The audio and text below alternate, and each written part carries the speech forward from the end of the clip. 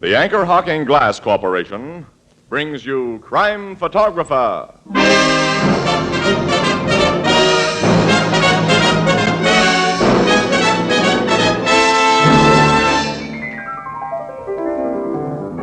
Hello, Miss Williams. Casey? Hi, Ethelbert. Ethelbert, do you know what Casey just wanted to do? What, Miss Williams? Well, they just put in a fresh cement sidewalk next door, and Casey wanted to stop and write his name in it. He'll never grow up. Well, Casey's a great name. Oh, well, I'll go you one better than that. Oh, hello, Mr. Marvin. Sure, what about Anchor Hocking?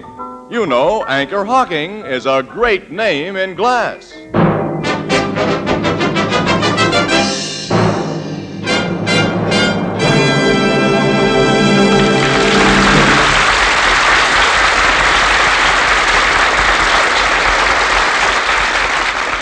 Good evening, ladies and gentlemen. This is Tony Marvin. Every week at this time, the Anchor Hocking Glass Corporation of Lancaster, Ohio, and its more than 10,000 employees bring you another adventure of Casey, crime photographer, ace cameraman who covers the crime news of a great city. Written by Alonzo Dean Cole. Our adventure for tonight, The Demon Miner.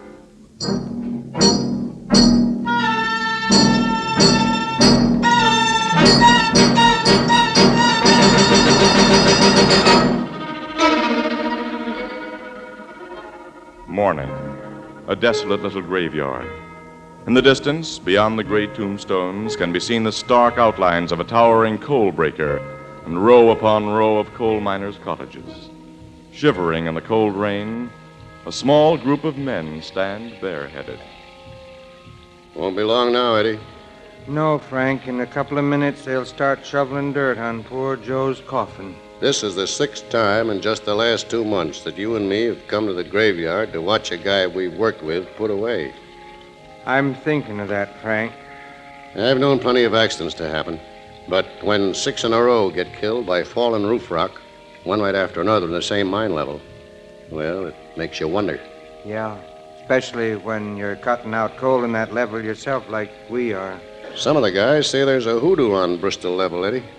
Old Gus Hapsel says there's worse than that. I've heard what that guy says, but that old guy's crazy. You think so, huh? Huh? Oh, hello, Gus. I am just stand close by and hear you talk. So you think I be crazy, Frank? Because I say a demon is kill mans in Bristol level at Slakeville Colliery. Any guy who says that is crazy.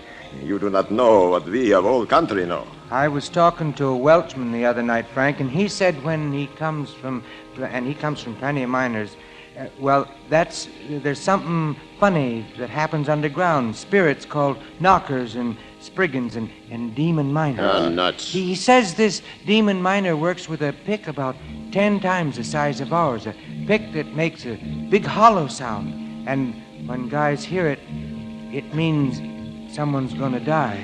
I have heard that pick in Bristol level.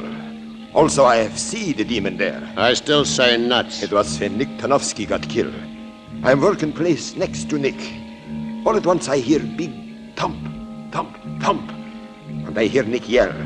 I run quick from my place to see what happened. And in the tunnel, number 5 tunnel, I see demon. He's dressed like miner, but his face is white. White? Yeah. He have big fat cheeks, not like a man's. You tell that hooey to somebody else. All right, you be wise guy. But remember what I tell you. Someday in the mine, you will hear and see the demon miner.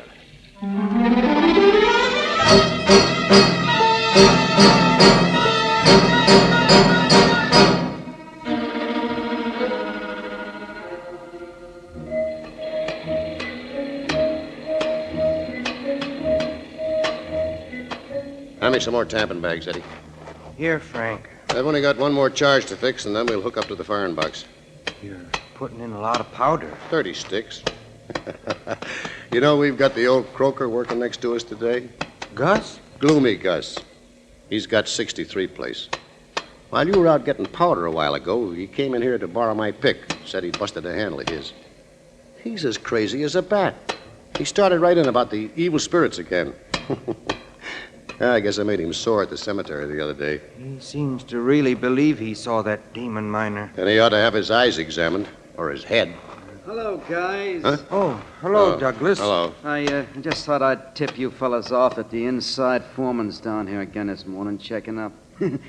The big bosses don't like all the accidents that's been happening. That don't bother me and Eddie. Oh, I forgot, Frank. You're one of the best boss miners we got here. And, of course, you wouldn't let your little helper Eddie get careless. Now, look here, Douglas. You're supposed to be an electrician.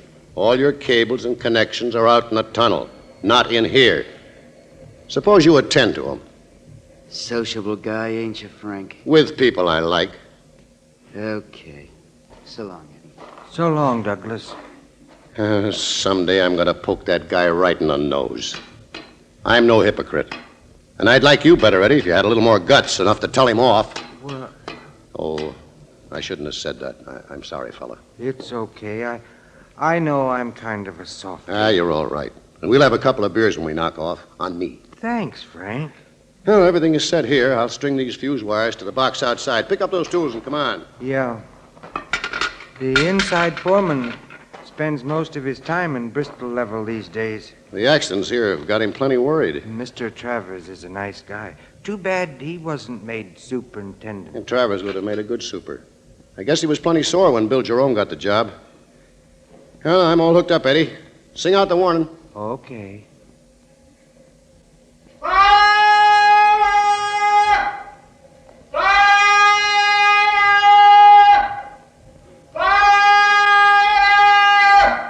Here she goes.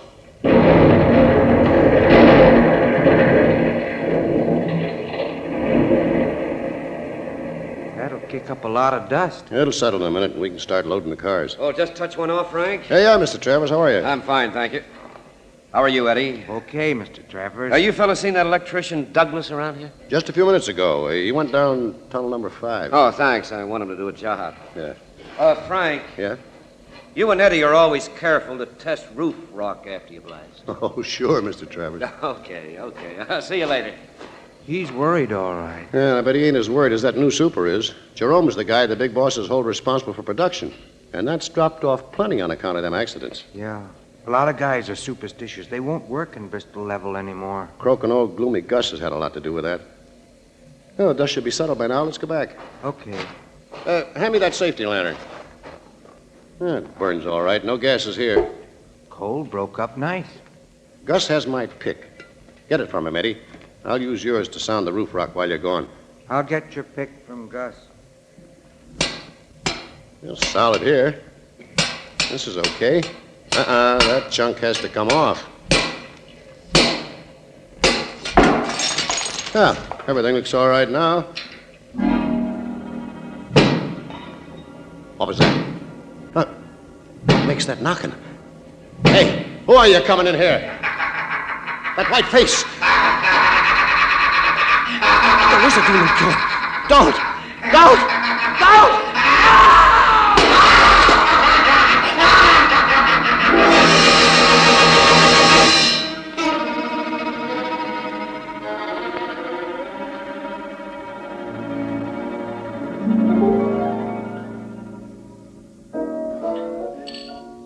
There's been a 7th peculiar death in that Slateville coal mine, huh, Casey? Yeah, happened yesterday, Ethelbert.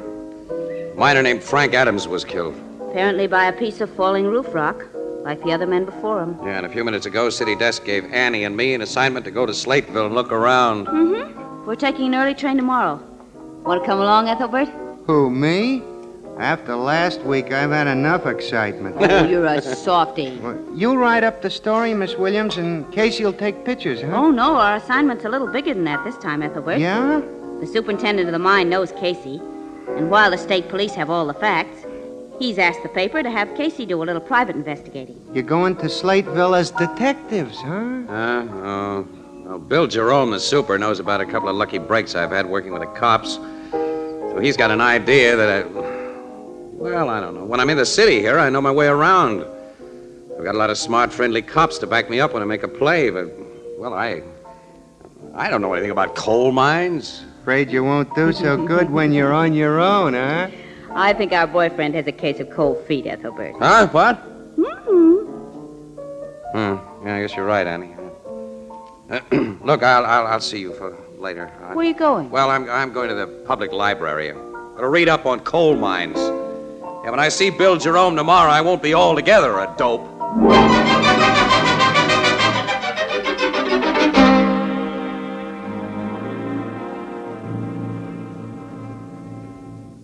Well, Casey, this latest roof rock accident differed from the previous ones in an important particular.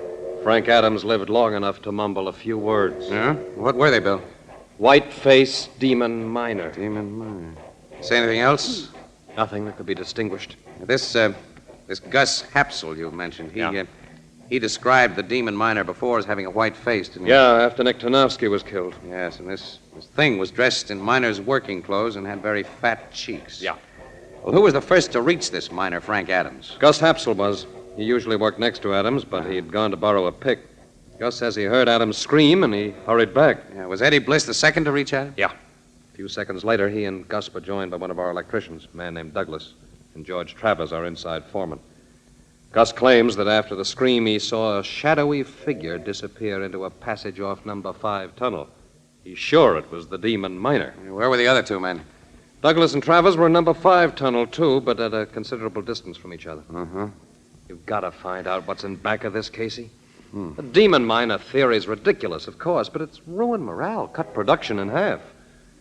Now that Adams' dying words apparently confirm the demon story, well, we're in for further trouble. Yeah. Well, just one more question, Bill. Huh? Like on previous occasions, was a large piece of roof rock found near the dead man's head? Yeah, a slab of rock that'd take 3 or 4 big men to lift. 3 or 4? Yes, Miss Williams.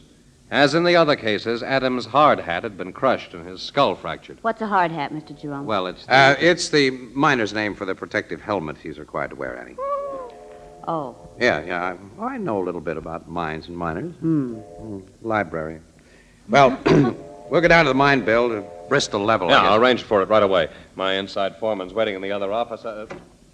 George, come in, please. Okay, Jerome. Miss Williams, Mr. Casey, this is Mr. Travers. How do you do, Mr. Travers? I don't know you. Nice to know you. I've told you about these friends of mine, George. They want to get acquainted with Bristol level. I'd like you to be their guide. Well, all right. Mr. Travers, what's your opinion of these accidents and the demon miner? Same as mine, Casey. Both are phony. Why don't you let me speak for myself, Jerome? Oh, George. I never went to college like you, but I grew up around mines. My father was a miner in England. He's told me about strange, unexplainable things that happened there, and... Well, I'm not sure that there aren't demon miners. Oh, you're not serious. You can quote me if you like. Miss Williams, Mr. Casey, I'll get you overalls, hard hats, and lamps.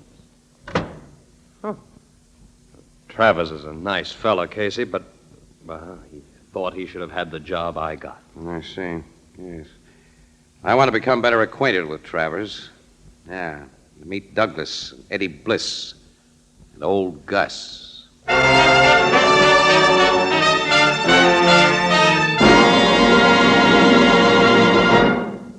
Planning interesting, well-balanced menus is hard enough at any time, and during Lent it's doubly difficult. But here's one more occasion when Fire King Oven Glass comes to the rescue.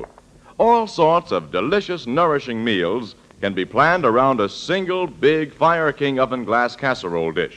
Macaroni and cheese, baked with milk and covered with a magnificent crown of golden cracker crumbs. Old-fashioned New England baked beans with a rich brown molasses sauce. Scalloped oysters, and literally hundreds of other mouth-watering main courses. Fire King Oven Glass is a must in American homes for these 4 all-important reasons. It simplifies the planning of meals. It simplifies housekeeping because it cuts dishwashing time by a full 2/3. It saves the precious vitamins which are boiled out of foods in top of the stove cooking. And its cost, well, it's incredibly low. Ask for Fire King Oven Glass at your favorite chain, variety, hardware, or department store. Each piece is guaranteed for a full 2 years against oven breakage.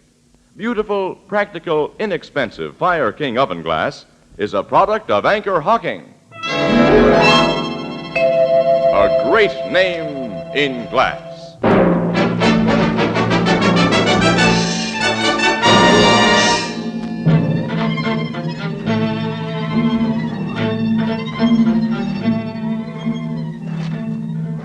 The place where Frank Adams was killed is only a few hundred feet ahead now, Mr. Casey. Ooh. Well, we've really been golly, I never dreamed that coal mines had telephones in them and electric lights. Did The you? lights aren't very bright. Well, that's because coal dust settles on them. Yeah. Well, where's the passage that Gus said this demon miner went into? Over there. You can see it leading off just ahead. Oh.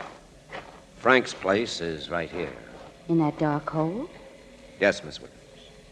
You must depend on our cap lights alone when we go in there. Well, let's go in. Here, Annie, I'll help you. It's kind of rough going. Okay, thanks. Now, Frank and his helper had just blasted a face before he was killed. Naturally, the coal's heaped all over. Jerome gave orders not to let anything be touched. Here we are. Yeah. Show me where you found the dead guy. There. You can see the blood stains. Is this the slab of rock that's blamed for the death? Yes. Must weigh half a ton, Casey. Yeah, at least. That you in there, Travers? Yes, who? It's me, Douglas. The Oh. super phoned down for me to meet you here. Where's Eddie Bliss and old Gus? How should I know? They supposed to be here, too? Yeah. Oh, this is Miss Williams and Mr. Casey. Bert Douglas. How do you do, Mr. Douglas? Look, if you're a cop, Mr. Casey, I might as well tell you right now. I don't know anything about those accidents. You think they've been accidents, Douglas? Well, I certainly don't believe in that demon miner stuff. Maybe you have more sense if you do believe. Well, here's old gloomy Gus and Helper Eddie. Hello, Mr. Travers. Hello, Douglas. Gus and I just got a message. Mr. Casey here and Miss Williams want to have a talk with all of you. Eddie Bliss and Gus Hapsel. How do you I need do? a...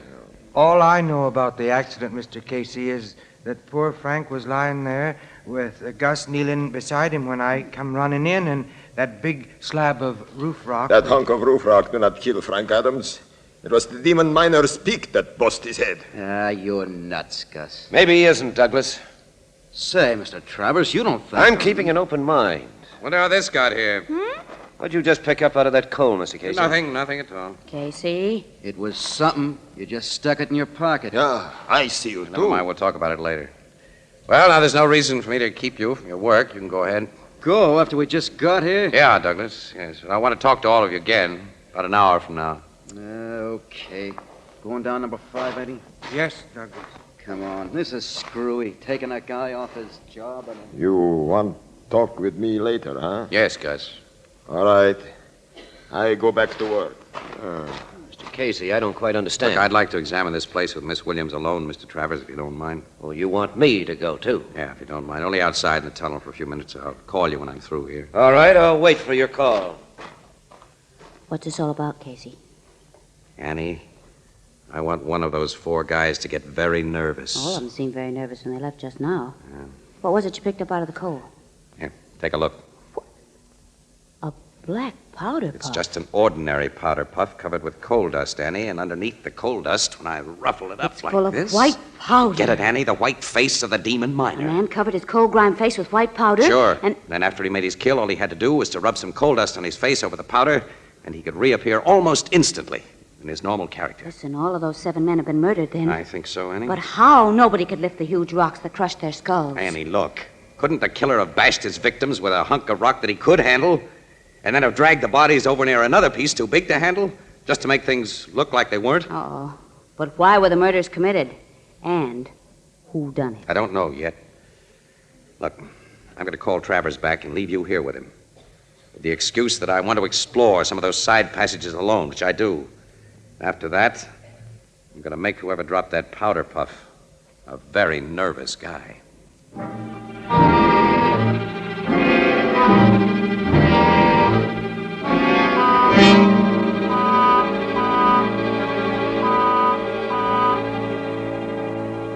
Oh, so you're back, Mr. Casey. Yes, sorry, Travers. I had to keep you and Miss Williams waiting over an Oh, hour. the time but I passed had very quickly, Casey. Mr. Travers here has been furthering my education about coal mines. That's good. Mr. Travers, I'm going to throw a question at you.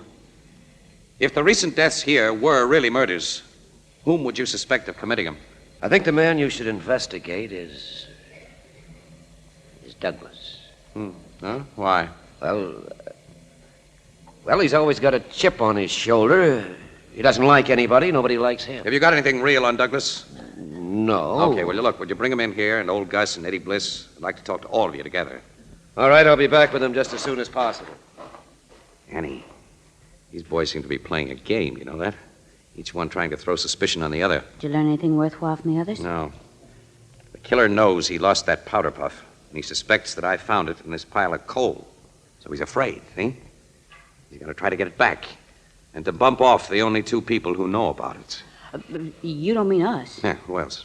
Annie, switch off your cap light. Oh, now, why? Look, I want you to stay here in this corner in total darkness. I'll be at the other end of this little working where I can be seen. Oh. Don't worry. I'll be set for trouble, Annie. Go ahead, turn the light off. Mm-hmm. Okay, but... Now we wait. All right. Hey, you know, Casey, I've been thinking about that powder puff.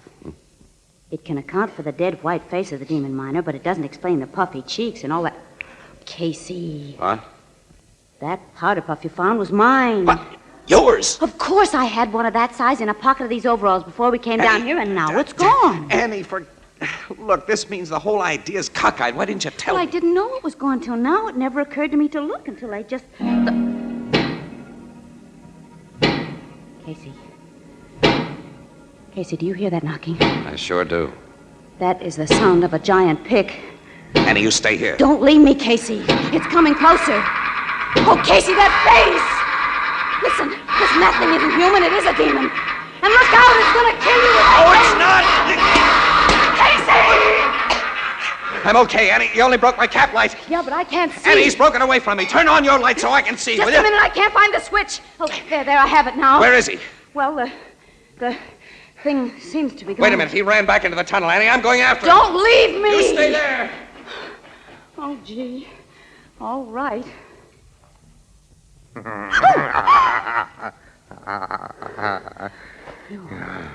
I didn't run into the tunnel.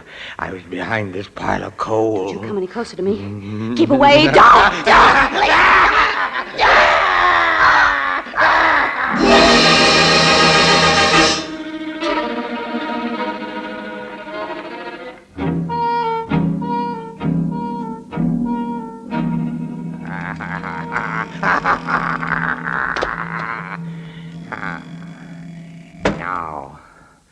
Now no one will find us. Oh, did the lady faint? Or did my fingers press too tight on her throat? We'll switch on a cap light so we can see. What? The lady's afraid when she sees my face. Where have you brought me? To an old working of the mine that's boarded up. No one but me knows that the boards can be moved like a door. I fixed them that way. You're a man. You're not anything supernatural. Look at me. These big cheeks, just wide-mouthed. Your friend Casey was trying to trap me, but he won't trap me. And to pay him for his meddling, you are going to die. No! Yes, after you're dead, he'll feel the pick in his skull. Only it's not a pick I use. It's a heavy rock, like this. Oh, don't, please, don't! He won't! It's okay, kid. I got our demon miner right on the button. I spotted this place when I was snooping around a while ago. Casey, you know you got here just in time. Seems I did. Yeah, that rat's coming too. Let's have a look at him. Well. Let me go. Casey. Casey, it's Eddie Bliss. Yeah. Meek little Eddie. Yes. Meek little Eddie. A guy without guts. That's what chumps have always taught me. 30 years I worked in mines as a helper. They wanted to keep me just a shoveler of coal. A helper. I've shown them what I can do now. Little bosses like Frank Adams and big bosses like the Super. I made guys afraid to work here. Yes. I've killed.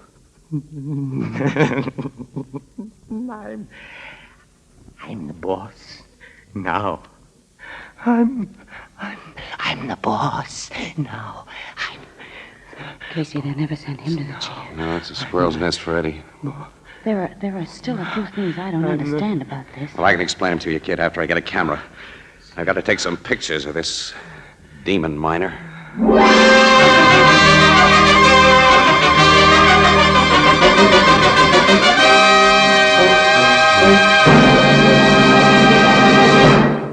You know, I was brought up on a farm, and we used to figure we were pretty lucky, particularly when we thought of the people who lived in the cities. Why, all year round we enjoyed fresh food, fish from the lake below our farmhouse, caught through the ice in the wintertime, and fresh vegetables from the vegetable cellar, magnificent hams and sausages during the slaughtering time after Christmas. Well, now that I've become a city man myself, I find that there's no longer any need to envy the people back on the farm. Crystal clear, sanitary Anchor glass containers bring you all the products of orchard, field, and stream packed at the very peak of perfection 12 months a year. And then, too, glass lets you see exactly what you buy before you buy it. Glass containers preserve their contents perfectly with no effect on taste or flavor. They're easy and safe to open and can be resealed to protect the unused portions. Anchor glass containers and easy-to-remove Anchor vacuum caps, so widely used for the packaging of foods of all kinds, are products of Anchor Hocking. A great name in glass.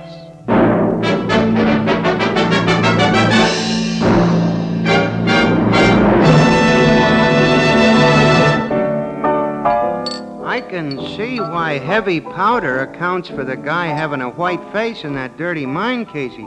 But how did he make his cheeks so wide? Well, that was simple, Ethelbert. He used an old kid trick, stuffed a couple of walnuts in his mouth. Which, of course, bulged out his cheeks, widened his mouth, and distorted his voice. But when Casey hit him... Yeah, he coughed him out. There's one more thing. The sound of that giant pick you heard. Well, Eddie made that sound by bumping a rock drill against a wall. Boy, did we have luck in busting that case, Ethelbert. You know, Annie, since it was your powder puff that I found in that coal, I can't understand why Eddie made that risky attempt to kill us. He had no reason to believe that we had any evidence, and we didn't have. Boy, I'm a hot detective, Ora. Everything that I did was based on that powder puff, you know? Casey. I have a confession to make. What's that? I found my powder puff in my coat pocket. I didn't even take it in the mine. You didn't? Nope. Ethelbert, what's this stuff I hear about a small timer called Sherlock Holmes?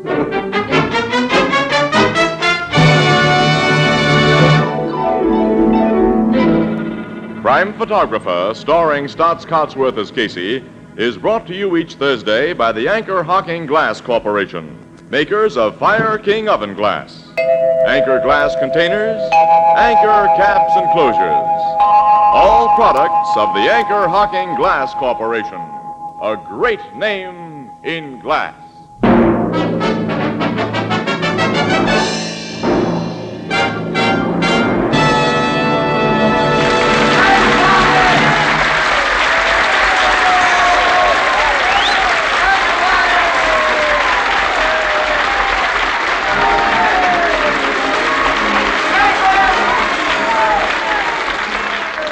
Prime Photographer is directed by John Dietz and features Miss Leslie Woods as Anne and John Gibson as Ethelbert.